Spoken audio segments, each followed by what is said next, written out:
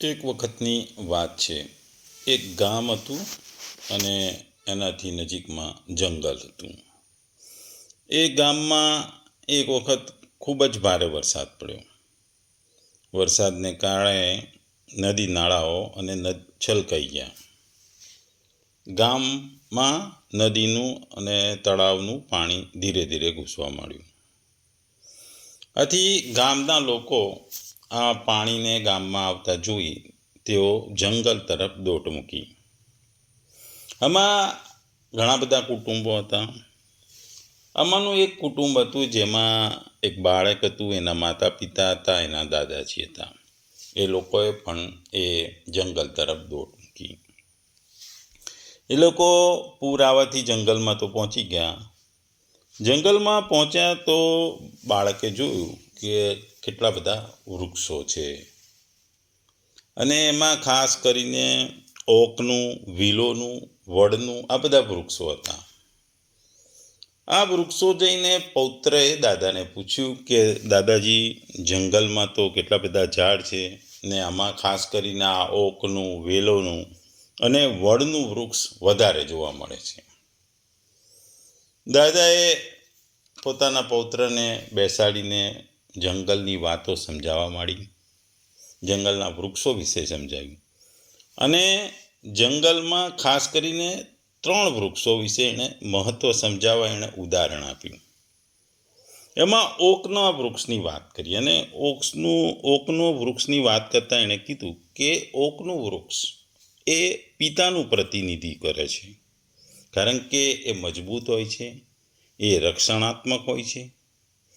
જેમ ઓકનું વૃક્ષ આશ્રય અને છાયો પૂરો પાડે છે, એવી જ રીતે જિંદગીમાં પણ પિતા તેના પરિવારને આ રક્ષણ અને મજબૂતાઈ પૂરી પાડે છે અને એ હંમેશા પોતાના પરિવારનું રક્ષણ કરે છે. દાદાજીએ પછી બીજા વૃક્ષ વિશે કહ્યું કે વિલોનું વૃક્ષ. દાદાએ કહ્યું કે આ વિલોનું વૃક્ષ માતા પિતાના જેવું છે, એટલે કે માતાનું પ્રતિનિધિ કરે છે, કારણ કે સંવર્ધન કરે છે, પ્રેમ કરે છે. જેમ વિલો વૃક્ષ પવનને વળાંક આપે છે અને અનુકૂળ કરે છે, એ જ રીતે માતા તેના પરિવારની જરૂરિયાતને સંયોજિત કરે છે, પરિવારની કાળજી રાખે છે અને પરિવારના દરેક સભ્ય પ્રત્યે પ્રેમ ભાવ રાખે છે. એટલે વિલોનું વૃક્ષ માતા જેવું છે. આગળ સમજાવતા કીધું કે જે આ વડનું વૃક્ષ છે, આ વડનું વૃક્ષ એટલે કે તારા દાદા એટલે કે મારા જેવું છે, કારણ કે વડનું વૃક્ષ જૂનું હોય છે, વિશાળ હોય છે, એ જ્ઞાની અને માર્ગદર્શકનું પ્રતિનિધિત્વ કરે છે. જેમ વડના વૃક્ષના મૂળ ખૂબ જ ઊંડા અને મજબૂત હોય છે, તેમ દાદાની પણ શાનપણ અને એમનો અનુભવ પણ ખૂબ જ ઊંડા અને મજબૂત હોય છે. અને આ અનુભવ અને શાણપણ પરિવારને એક સ્થિરતા આપે છે, પરિવારને સ્થિર કરી અને એક સારી દિશા પ્રમાણે છે. બાળકે આ બધું ધ્યાનથી સાંભળ્યું અને ત્રણેય વૃક્ષો તરફ જોતા એને એના પરિવારનું મહત્ત્વ સમજાયું. ધીરે ધીરે વરસાદ ઘટવા લાગ્યો. નદીમાં, તળાવમાં પાણી ઓસરવા માંડ્યા. બાળકે પોતાના દાદાએ કીધેલી વાતો મનમાં વાગોળતો પોતાના ગામ તરફ ધીરે ધીરે ચાલવા લાગ્યો અને એને પોતાના ઓક, વિલો અને વડના વૃક્ષનું મહત્ત્વ જીવનમાં સમજાયું. ટૂંકમાં જીવનમાં જે માતા પિતા દાદાનું મહત્ત્વ છે, જેમ આપણે જોયું એ જ રીતે ભગવાન પણ આપણા માતા પિતા અને દાદા દાદી છે.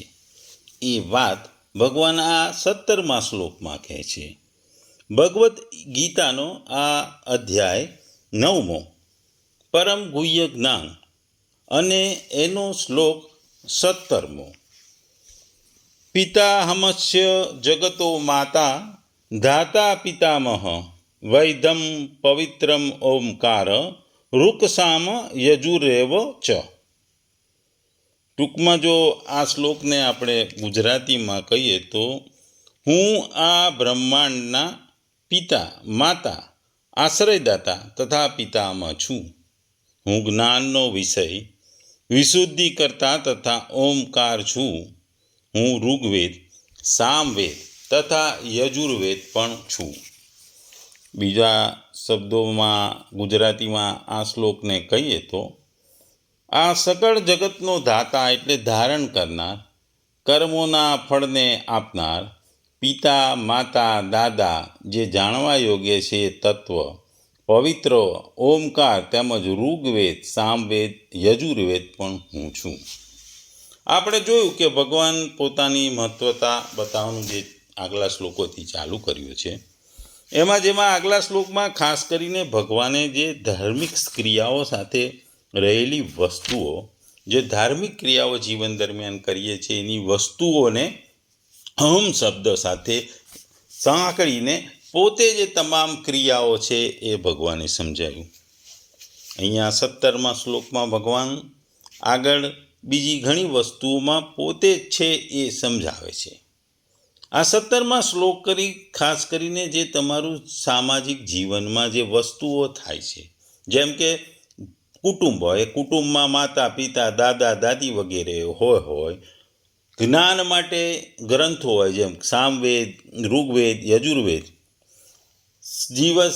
જીવનમાં ભગવાનની પૂજા કરવા માટેનો જે મંત્ર ઓમકાર છે, આ ઉપરાંત કર્મના ફળો, કર્મની વાતો, તત્વ, પવિત્ર, એ દરેક વસ્તુની આ શ્લોકમાં ભગવાને વાત કરી છે.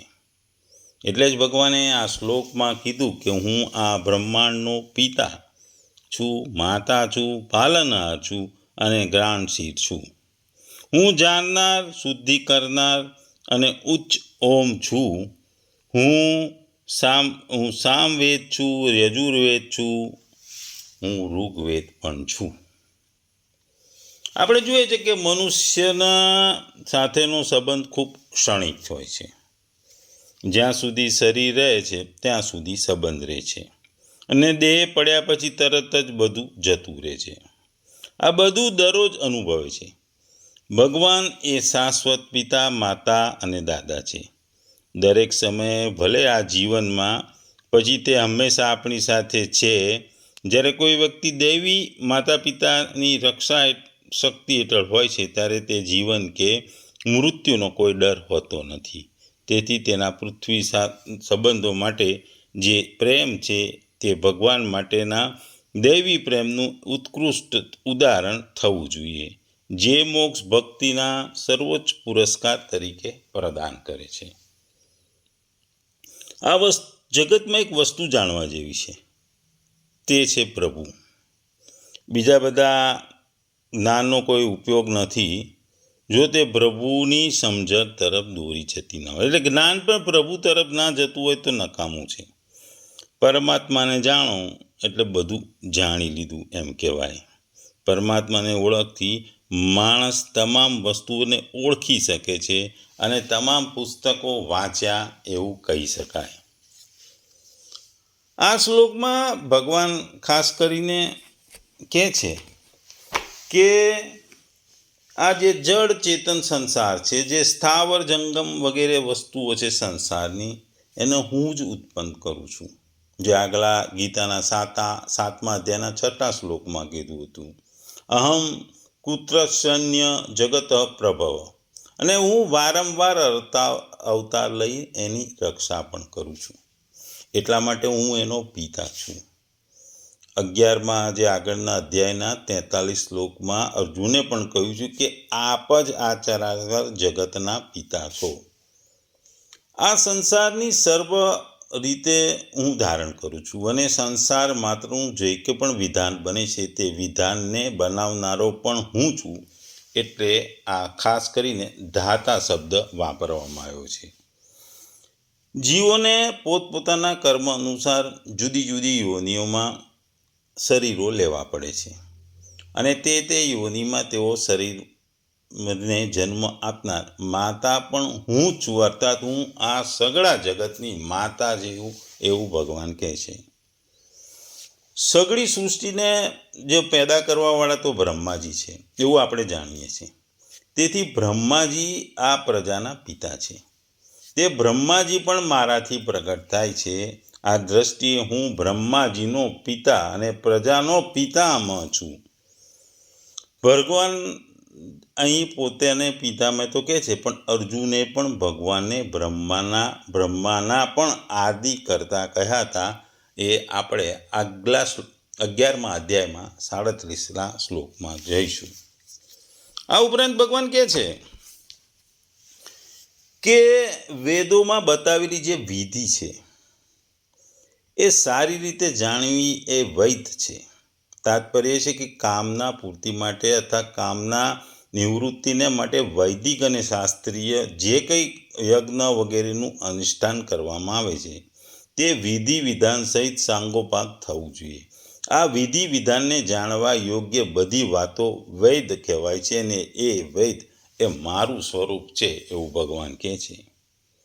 ભગવાન કહે છે કે જે વેદો છે, ઋગ્વેદ છે, સામવેદ છે, અથર્વવેદ, એ તમામ વેદો પણ હું જ છું, કારણ કે હું જ જ્ઞાનનો ભંડાર છું ને આ વેદો મારા દ્વારા રચયિત કરવામાં આવે છે, મારાથી જ રચાયા છે. લખનાર ભલે ગમે તે હોય, પણ એ મારા થકી રચાયા છે. ટૂંકમાં આ શ્લોકમાં ભગવાન પોતાની મહત્વતા બતાવવા માટે માતા પિતા અને દાદાનું ઉદાહરણ આપે છે. આ ઉપરાંત જ્ઞાન માટે વેદનું ઉદાહરણ આપે છે. મનમાં રટન માટે ઓમકારનું મહત્વ બતાવે છે, અને પોતાને આ જગતના પાલનહાર પણ બતાવે છે. કર્મોના ફળ પ્રમાણે તો દરેકને જીવન મળે છે એવું ભગવાને આગળ પણ આપણને કીધું છે. એટલે ભગવાન કહે છે કે હું આ સગળ જગતનો ધાતા છું, એટલે કે હું ધારણ કરું છું. સગળ જગત મારાથી થાય છે. ધાતા એટલે ટેકો આપનાર થાય છે, એટલે કર્મોના ફળ આપીને આધાર આપનાર છે. એ ઈશ્વર અથવા સગુણ બ્રહ્મ એ પિતા છે. મૂળ પ્રકૃતિ એ માતા છે. શુદ્ધ સચ્ચિદાનંદ પરમ બ્રહ્મ એટલે કે પિતામહ છે. અહીં વૈદમ શબ્દ જાણવાની એકમાત્ર વસ્તુ આપણે કહીએ તો એ પરબ્રહ્મ છે. પવિત્રમ શબ્દ પણ વાપરવામાં આવે છે. પાવનકારી છે. પવિત્રમ એટલે કે પાવનકારી છે એવું કહેવાનો મતલબ છે.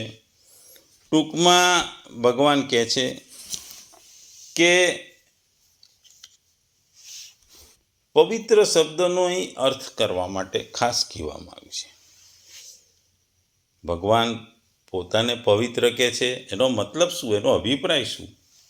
જે પોતે વિશુદ્ધ છે અને સહજ રીતે બીજાના પાપોને નાશ કરીને તેઓ પણ વિશુદ્ધ બનાવે છે, તેને પવિત્ર કહે છે. ભગવાન પરમ પવિત્ર છે.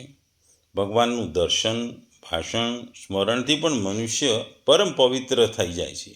તે આ સિવાય જગતમાં જો જપ, તપ, વ્રત, તીર્થ વગેરે જેટલા પણ પવિત્ર કરનાર પદાર્થો છે તે સર્વે ભગવાનના સ્વરૂપ છે, અને તેઓમાં પવિત્ર કરવાની જે શક્તિ છે એ પણ ભગવાનની છે. આ ભાવ બતાવવા માટે ભગવાને પોતાના માટે અહીં પવિત્ર શબ્દ વાપર્યો છે. બીજું આગળ ઓમકાર. ઓમ ભગવાનનું નામ છે, તેને પ્રણવ પણ કહે છે. 8મા જે અધ્યાય આવશે, જે આપણે જોયું, એના 13મા શ્લોકમાં પણ આને બ્રહ્મ કહ્યું છે, અને તેનું ઉચ્ચારણ કરવાનું કહ્યું છે. અહીં નામ અને નામીનો અભેદ પ્રતિપાદિત કરવા માટે ભગવાને પોતાને ઓમકાર કહ્યા છે. એટલે કે જે મેઇન શબ્દ છે ઓમ, જે ભગવાનના નામનું રટન કરે છે, જે ધ્વનિ છે, જે મંત્ર છે, એ પણ હું જ છું એવું ભગવાન આ શ્લોકમાં કહે છે. ટૂંકમાં જે સમગ્ર સૃષ્ટિમાં જે રચયિતા છે એના એ પોતે માતા છે, પિતા છે, એ પાલનહાર છે, એ દાદા પણ છે, એ ધાત્રા એટલે ધારણ કરનારા પણ છે, અને ધાતા એટલે ટેકો આપનારા પણ છે.